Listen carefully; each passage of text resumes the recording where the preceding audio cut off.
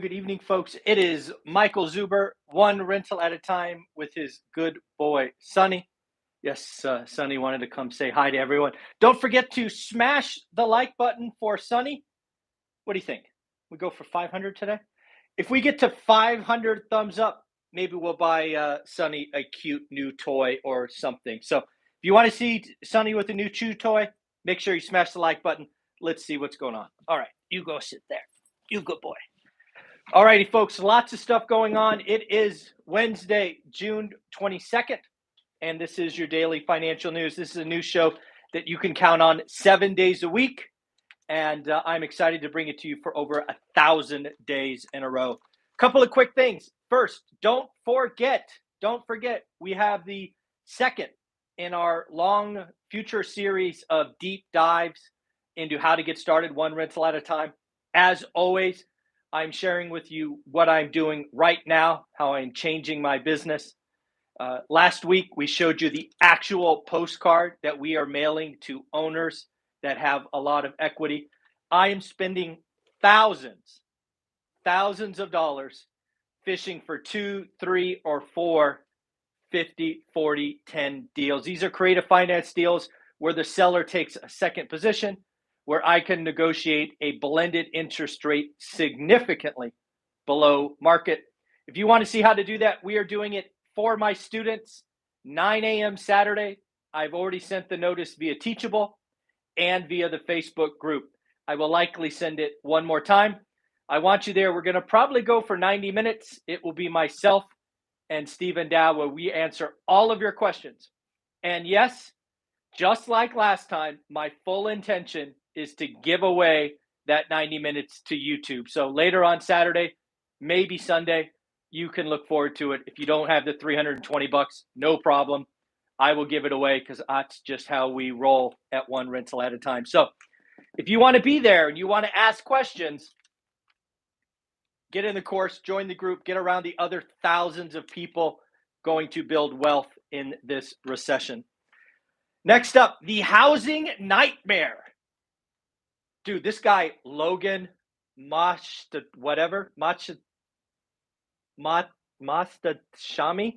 Anyways, follow him on Twitter. Great read. He's writing for the Housing Wire. He is talking about the housing market being a nightmare. I think he's right? We have seen just with the numbers reported yesterday. Yes, yesterday. Transactions down, median price up.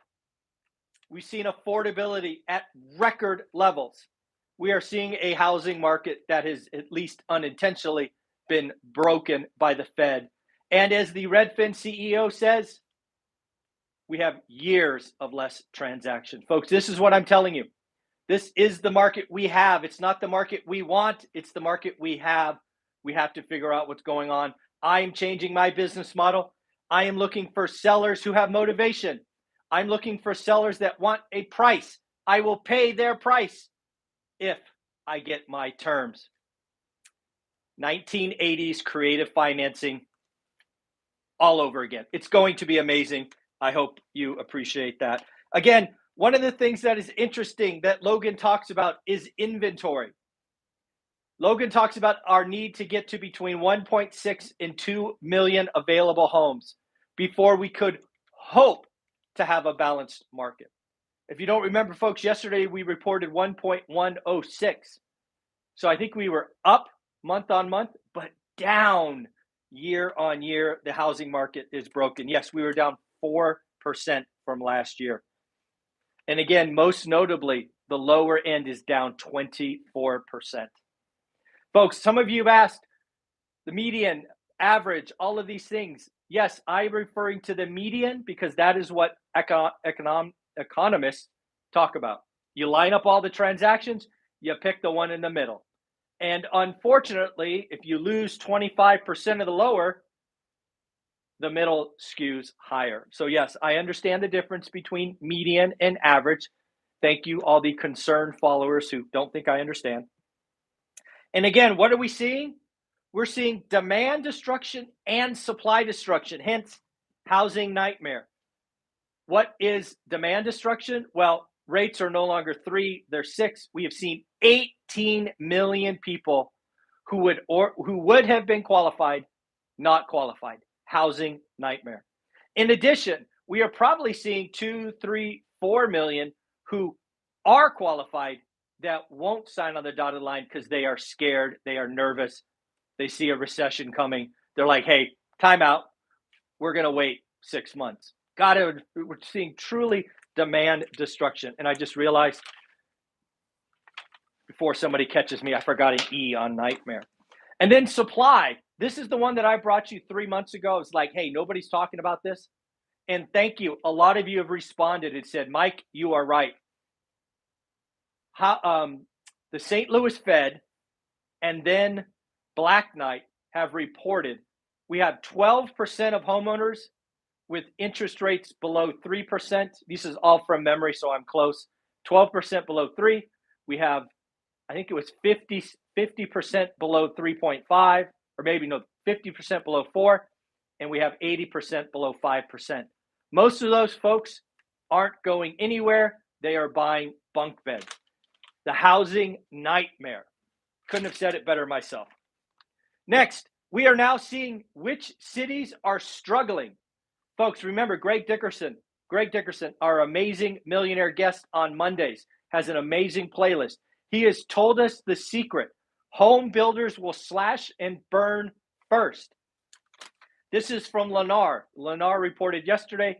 KB Homes reports today after hours. I will bring you their earnings tomorrow. Lennar says these are the 7 cities that suck. My words, not theirs. Basically, these are the 7 cities where demand has crashed. We are cutting prices. We are paying points. All of these things. I'll just go through the list.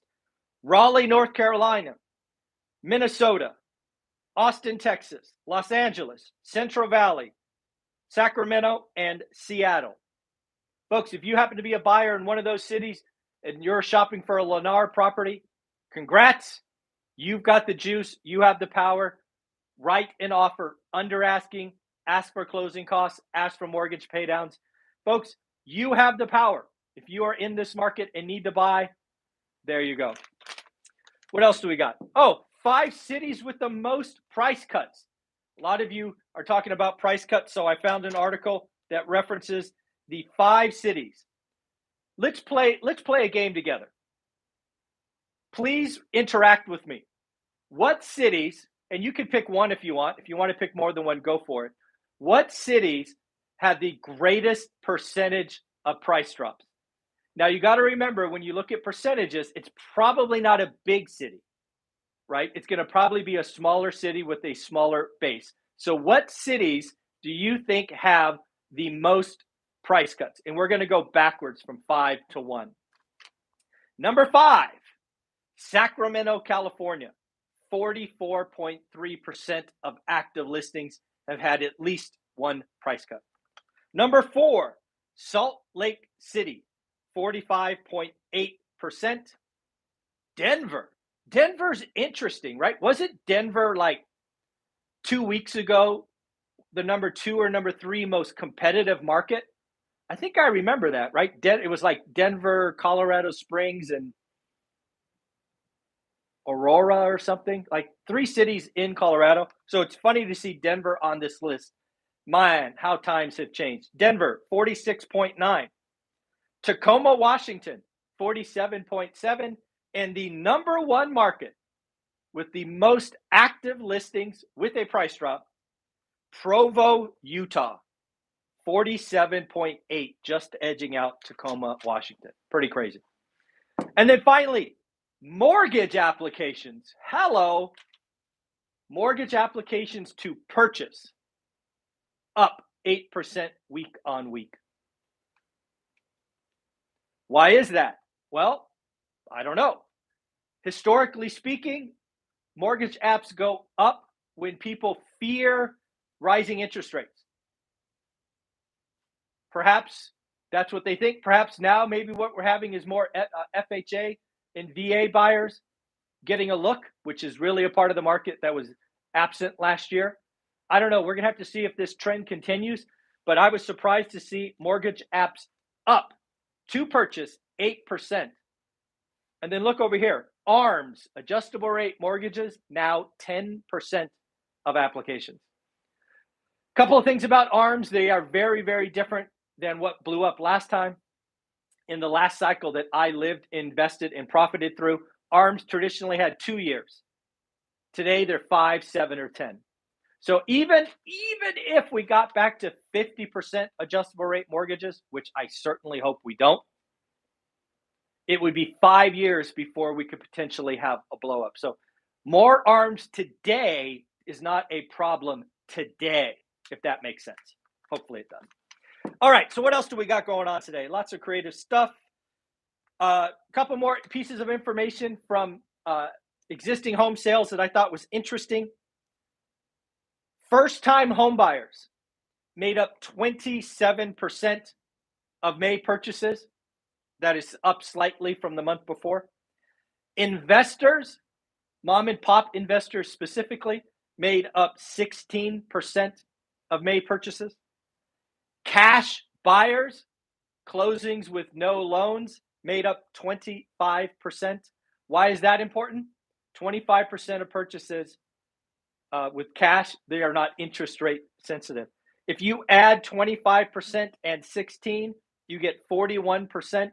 This is why the real estate market doesn't go to zero. Investors don't care about rate.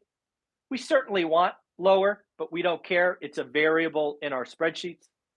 But cash buyers don't care at all. So again, 40% of the market or 41% would just keep on humming. And then for the folks looking for foreclosures in short sales, distressed closings, distressed real estate, remember all of those channels talking about the foreclosure wave hitting? Less than 1% of May closings were distressed. I thought that was interesting. Folks, we got to get ready for stagflation. I think we are in it. Lots of people that I respect are talking about it. Now, 80% of economists say stagflation is our long-term risk. Years of inflation above trend, years of low growth, and don't forget, rising unemployment. I think this is what is in front of us. Larry Summers, hey, if you want to beat inflation, you have to cause unemployment to go up. Larry Summers says, hey, do you want 5 years of 5% plus unemployment? Do you want 2 years of 7.5% unemployment? Or do you want 1 year of 10% unemployment? Crush demand, lots of unemployment. These are things that I think are coming. Again, I think they rise significantly next year. We did have a couple of earnings announcements, which were actually really good. And their forecasts were really good, which is surprising. First, Lazy Boy. Lazy Boy beat on top, beat on bottom, revenue, earnings, and had record sales. And they gave a rosy forecast. Next, Winnebago.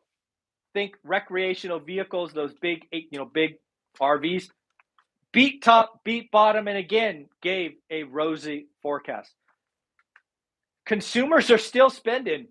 Lazy Boy, that's certainly a luxury. Winnebago's clearly a luxury. So again, some people are clearly still spending. What else do we have? Oh, want to talk about housing inventory? I didn't even write this down. Or I didn't write it on the board. I should have. The markets that have seen the largest inventory increase in the last 12 months, Austin, Texas, up 135%, Boise, up 124%, Colorado Springs, up 121%, Raleigh, up 112%, and then finally, Phoenix, Arizona, up 107%. Next up, we have the build for rent. Again, something that I think is going to be very common for builders as affordability crashes for first-time home builders. They're just going to pivot. Instead of selling to me and you, they're going to sell to Wall Street. Goldman Sachs just bought 146 single-family homes in Jacksonville, Florida. They paid $55.9 million or $383,000. I rounded a unit. Now, let's keep in mind, these homes were never, ever meant for you and me. They were purpose built for rents. Goldman Sachs bought these 90% occupied. I believe more builders are going to do that going forward. Today, it's about 3 to 5% of the market. That could easily double. If the real estate housing market really slows down, like Lennar in all of these cities cutting prices, they'll just pivot and they'll just build something else. That is what Greg Dickerson has been telling us. They're going to blow out their existing stuff and then potentially change their model. Two more things. Ray Dalio, again, is out talking about stagflation. It's kind of the only option, given that the Fed was late and now they're slamming on the brakes. Ray Dalio, great with analogies. He talks about the Fed as a horrible driver. All gas, all brake. All gas, all brake. He should just be a good driver. A little gas, a little brake. But again, alas, Ray Dalio says that is not what the Fed is doing. And then finally, I want to be very clear. I think housing, which by the way is 15 to 18% of GDP, depending on how you calculate it, all of the kind of extras. I believe the housing market is broken. You've heard me say it maybe dozens, if not hundreds of times. I believe the housing market will be broken for the next 18 months. I think the housing market could and probably will knock 4% off GDP. Less transactions, less commission. Less transaction, less inspections. Less transactions, less remodels. Less transactions, less new paint. It's just all feeding on itself. Plus, we pulled forward a lot of demand the last 2 years. You don't need to redo your bedrooms again. So again, I think the housing slump is going to whack 4% off GDP over the next 18 months. Again, it won't go to zero, but it will be a significant drawdown, and probably housing will probably lead us into a recession. Transactions matter. As transactions crash from 6.6 to something in the low fours, high threes, that's a lot less money circulating. That's a lot less transactions. It's just part of the process. We rained money on fools the last 2 years, and now we've got to wring it out of the system. So again, folks, if you want to take advantage of this recession, this opportunity to build wealth, you probably need to learn creative financing. It is in my course. It is also adding more because I'm spending thousands of dollars marketing to these sellers. Again, I give it all away. Last week we did the postcard. I will show you the finished product as soon as I have it. And again, we're going to do a deep dive Saturday morning, 9 o'clock Pacific. If you are one of my students, the invite is in our Facebook group, which is private, and also via Teachable.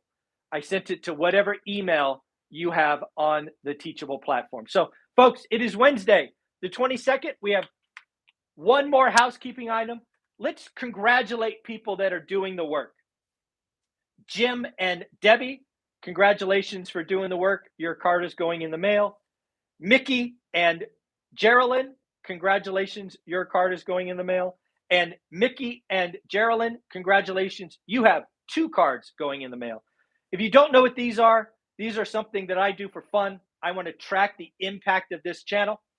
If you close on a deal, you close on a house hack, whatever it is, and this channel helped you even a little bit, please let me know about it. I want to send you one of these. I want to count them. I want to see what we do for the rest of the year. So, folks, have an amazing day. Don't forget your buy box, your daily disciplines. Only great deals. Have fun. Bye.